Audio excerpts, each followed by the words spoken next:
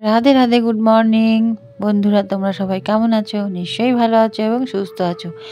দেখো, এখন 6:45 মতো বাজে। দেখো নিচে অন্ধকার আর উপরে আর আলো আলো হয়েছে। আমি আজকে ভোরবেলা উঠেছি, মেয়েকে স্কুলে দিতে যেতে হবে।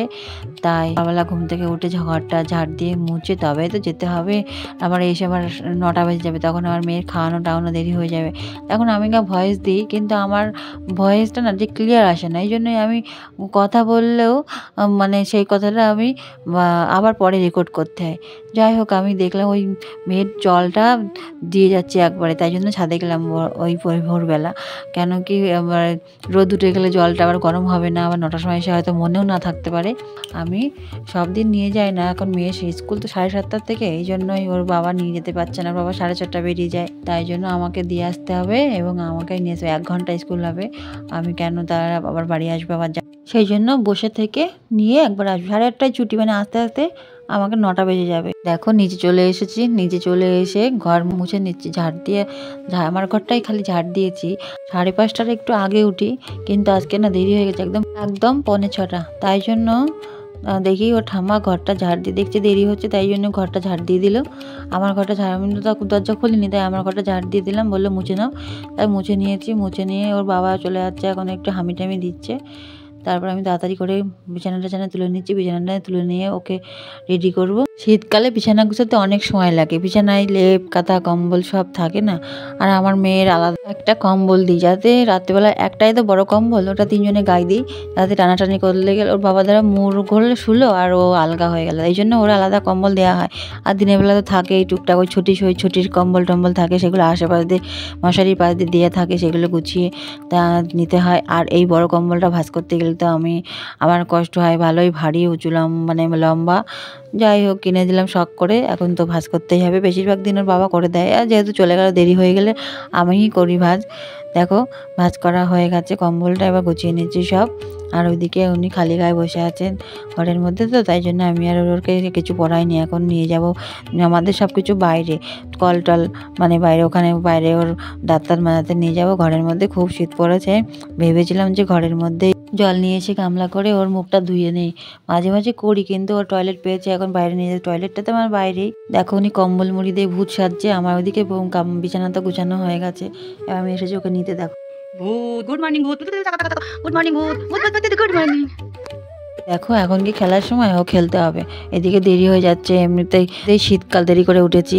যাই হোক, ওইদিকে টয়লেট ওর ঠাম্মা আছে ওইদিকে, আর আমি এইদিকে জামা প্যান্টগুলো গুছিয়ে নিচ্ছি। মানে আমি শীতকালে কি করি, মানে সব নিয়ে একটা প্লাস্টিকের ভেতরে একটা ব্যাগে ওর স্কুলের ড্রেসটা আলাদা করে রাখি, যাতে যখন স্কুলে যায় তখন এই হাতে বেড়াতে হবে না। এখানে একটা ওখানে একটা সব আমি গুছিয়ে এক জায়গায় রাখি। দুটো স্কুল ড্রেসটা ওরে একটা ঢুকিয়ে রাখলাম, আর এগুলো সামনে রাখলাম। আর ওকে দেখো নিয়ে এসে চলে এসেছে আমার চাদর গায়ে দিয়ে ওকে। তারপরে ওকে এখন জামা হাত পা মুছিয়ে পরিষ্কার করে ড্রেসটা পরাবো। শীতকালে ড্রেস পরাতে কত মোজা পরাও, যে জুতো পরাও, সোয়েটার পরাও, কত কিছু। গরমকালে তো অত কিছু পরাতে হয় না, জুতো মোজা পরলাম, স্কুল ড্রেস পরালাম, মাথাটা আসতে দিলাম, চলে গেলাম। তারপরে শীতকালে হচ্ছে ক্রিম মাখাও, সব কিছু করতে না অনেক দেরি হয়ে যায়। ওরা তো বোঝে না, ওদের খেয়ালে চলে। ওরা তো স্কুল কি জিনিস সেটাই বোঝে না, ওদেরকে আমরা ভর্তি করেছি, তাই জন্য। আমি দেখো মোজা পরিয়ে নিলাম। এবার এই চুড়ি প্যান্টটা পরাতেই আবার একটু মানে সময় লাগে, ঝটঝট করে পরিয়ে নিচ্ছি। ওরা ওদের মতো খেলবে করবে, তার মধ্যে আমাদের করতে হবে। যদি একটু বকা টকা দেওয়া হয়, কান্না একবার শুরু হয়ে গেলে আর থামবে না, কত সময় লাগবে। সেই জন্য আর বকা টকা দেওয়া হয় না। সকালবেলা ঘুম থেকে উঠেছে, এরকম করে রোজ দিন চলে। স্কুল ড্রেস পরানো রেডি। এখন আবার এবার একটু চুল বাঁধবে, যেহেতু চুলটা একটু বড় হয়েছে। আগে না ছোট ছোট চুল কেটে দিতাম ছেলেদের মতো, আসে নিতাম, হয়ে যেত। এখন আবার একটু চুল বড় করছি। চুল বড় করতে এবার চুল বেঁধে দিতে হবে, আবার একটা জ্বালা শীতকালে।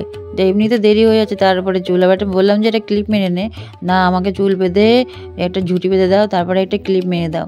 তাই অগত্যা আর কি করা, চুল বেঁধে দিচ্ছি, দিয়ে ক্লিপটা মেরে দেবো, টাইটা পরিয়ে দেবো, তাহলে ও পুরো রেডি। একটু খাইয়ে দিতে হবে, তার মধ্যে আমি একটু ড্রেসটা পরে নেবো। এবার আমি তো মাথাটা আগেই আঁচড়ে নিয়েছিলাম, যেমন তেমন করে চুলটা বেঁধে দিলাম। ওর ঠাম্মা এসেছে, হয়েছে কিনা আবার দেখতে। একটু টুপি, আবার হনুমান টুপি পরতে হবে, এত ঠান্ডা পড়েছে, না পরলে আবার ঠান্ডা লেগে যাবে।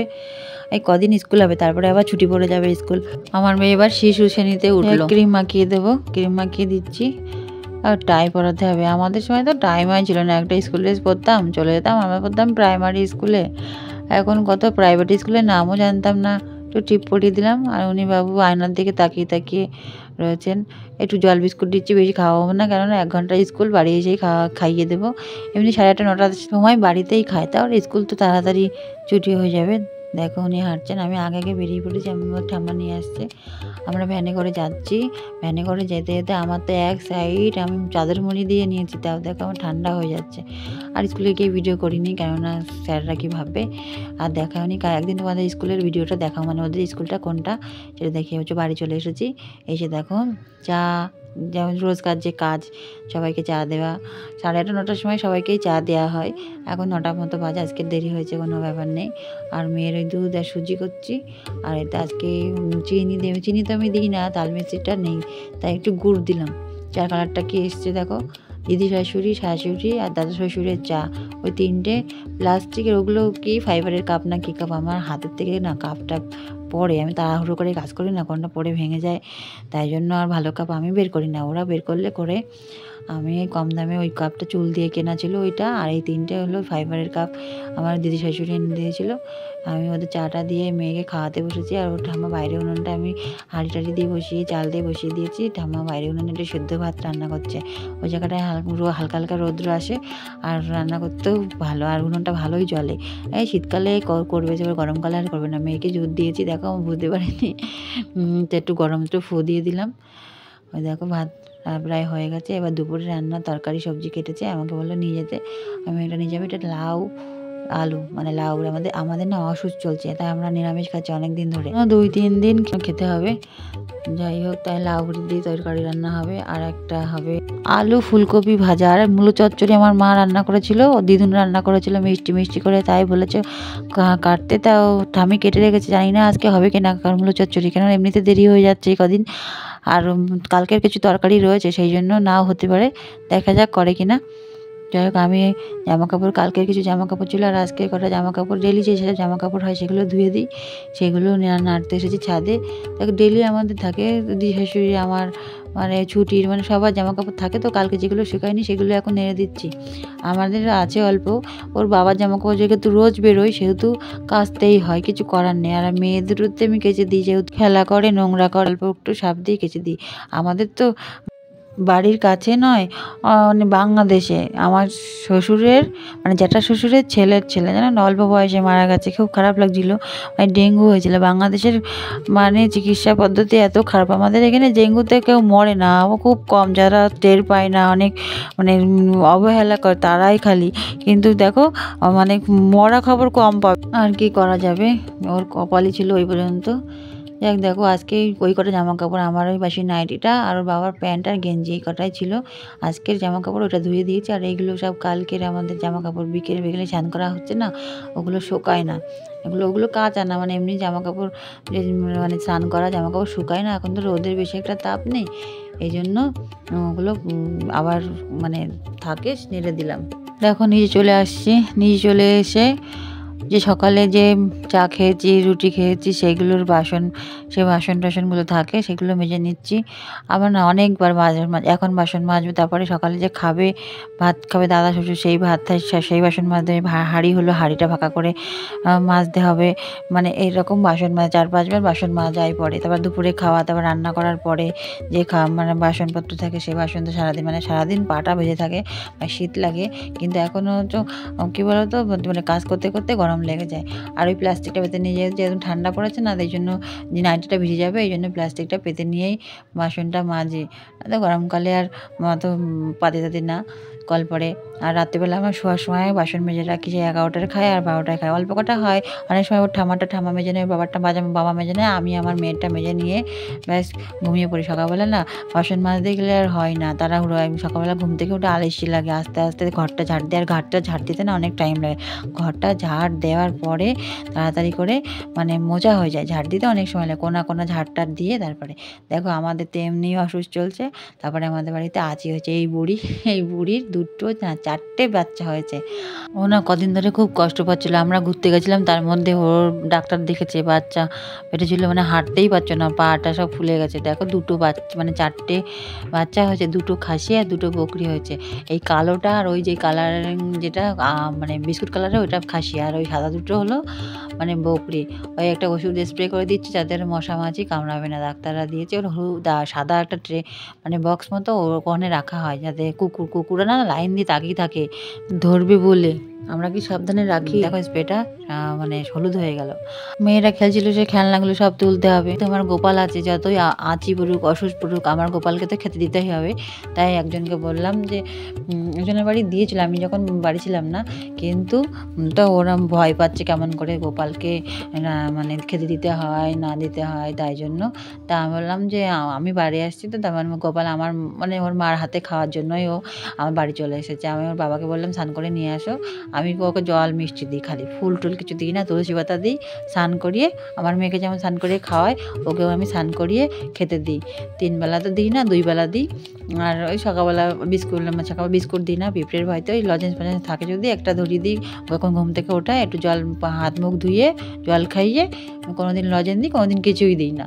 হ্যাঁ, তারপরে দেখো আমরা উঠোনে বসে ওই রোদ আসে তো ওখানে বসে সবাই খেয়ে নিলাম। তারপরে মেয়েগুলোকে নিয়ে এসে স্নান করাতে, ওরা স্নান করতে এসেছে। ওরা মানে একটু ফেস ওয়াশ দিলাম, মাসিমণি ফেস ওয়াশ দিয়েছিল। দুজনকে দেখো এরকম করে গামছা পরিয়ে দিতে হবে, একজন করলে দুজনকেই করা লাগবে, নয়তো অন্য সময় তো লেংটু করিয়ে স্নান করিয়ে দিই। দেখো আজকে বায়না ধরেছে এরকম করে সব করতে হবে, ঠিক আছে করে দিলাম। এমন যে দেখবে একটা জিনিস তোমরা ওরকম করে করবে, কিন্তু কেউ দেখতে পাবে না। তাই দেখো কেউ দেখতে পেলে তোমরা কেউ দেখতে পেলে না। মেয়ে আবার কি দুষ্টু দেখো, ওই ছোটির নিচের দিক থেকে গামছা খুলে দিচ্ছে, ওই দেখো। আমি কি করলাম তারপরে আর দেখতে পেলি, কেউ দেখতে পেলি না, কিচ্ছু দুষ্টু করতে নেই। স্নান করিয়ে জামা কাপড় পরিয়ে রেডি করিয়ে দিলাম। এবারে আমি চলে এলাম যে রান্নাঘরে ভাত বসাতে। তো সকালের ভাত হয়েছে, দুপুরের জন্য ভাত বসিয়ে দিচ্ছি ওই হাঁড়িতেই। এটা হাঁড়িটা ভেতরটা ধুয়ে নিয়েছি, এটা ভিতরের মানে রান্নাঘরে রান্না বসিয়ে দিলাম ভাতটা। আর ওদেরকে বলেছি তোরা একা একা হচ্ছে মাথা আসছে দে, বনু তো পারে না। আমার মেয়েকে বললাম ওকে মাথা আসতে দে, ক্রিম দিলে ক্রিমটা মাখতে পারবে, আর তারপরে টিপটা পরিয়ে দিস। আর ওদের লেবুর রস টস খাওয়াবো একটু পরে। কিন্তু ওই কড়াইতে একটু মাটি দিয়েছি, তরকারিতে রান্না করতে হবে। তখন তো সেদ্ধ ভাতই হলো খালি, সকালে চা বিস্কুট হয়েছে এই। আর রান্নার জন্য বালতি করে জল নিয়ে যাচ্ছি, জলে রান্না হয়। আমাদের কলের জল সবাই অন্য লোকে খায়, কিন্তু আমরা খাওয়ার জলটা কেনা খাই। আর রান্না বান্না সবই কলের জলে করে। কল যদি নরম হয় তাহলে ভালো হয়, কিন্তু কল শক্ত। আমাদের কলটা নরমই আছে, আর মাঝে কদিন তো কলটা খুব শক্ত হয়েছে। আমার হাত মানে বা হাত তালুতে শক্ত মতো হয়ে কি এরা মানে হয়ে গেছিলো জানো। যাই হোক, এখন আমার গুছিয়ে দিয়েছি এবং ভাতটা মানে জালটা ধরিয়ে দিচ্ছি। ভাতটা প্রায় ফুটে যাবে, তারপরে শাশুড়ি আসবে। আমাদের আজকে রান্না হবে আলু আর লাউ দিয়ে বড়ি দিয়ে, আর হচ্ছে আলু আর ফুলকপি ভাজা হবে। নিরামিষ চলছে বললাম না। আর মূলো চচ্চড়ি নাও হতে পারে। এ দেখো আমাদের রেডি। আমাদের মূলো চচ্চড়ি হয়নি, আলু লাউ দিয়ে বড়ি দিয়ে হয়েছে, আর ফুলকপি আর আলু দিয়ে ভাজা হয়েছে। মেয়েদের খেতে দিলাম, আমরাও খেয়ে নিলাম। যাই হোক, আমরা দেখো তো মেয়ে ঘুমাবে না আজকে। আমাদের এখানে মাঠে সর্ষে ফুল আমাদের বাড়ি থেকে দেখা যায়, তাই এসেছে ঘুরতে। দেখো কত সর্ষে ফুল বলছে, এলাকায় কি সুন্দর সর্ষে ফুল। আমরা মাঝখানে পুরো দাঁড়িয়ে আছি, চারিদিকে সর্ষে ফুল। উফ কি অপূর্ব দৃশ্য, তাই না? এই সর্ষে ফুলটা খাওয়া যায় রান্না করে। এই সর্ষে ফুলগুলো রান্না করে খাওয়া যায়, বেটে বড়া করলে বা বেটে বাটা খেতে উফ কি মিষ্টি, দারুণ লাগে।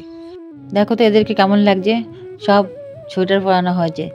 ওর মা খুব কষ্ট পেয়েছে, একটা বাচ্চা হয়েছে, আর 1 ঘন্টা পরে 3টে বাচ্চা। ডাক্তার এসে তাই বের করেছে। আমি শুনছি কান্নার আওয়াজ, আমি বলছি কী হলো বাচ্চা? তারপর গিয়ে দেখি সত্যি। তারপর ওর ঠামা বাড়ি ছিল না, ডেকে এনেছি। তারপর ডাক্তারকে দিয়েছে খবর, বাবা বেঁচে গেছে। যাই হোক, তোমরা ভালো থেকো, সুস্থ থেকো, আমার চ্যানেলটা সাবস্ক্রাইব করো। বাই।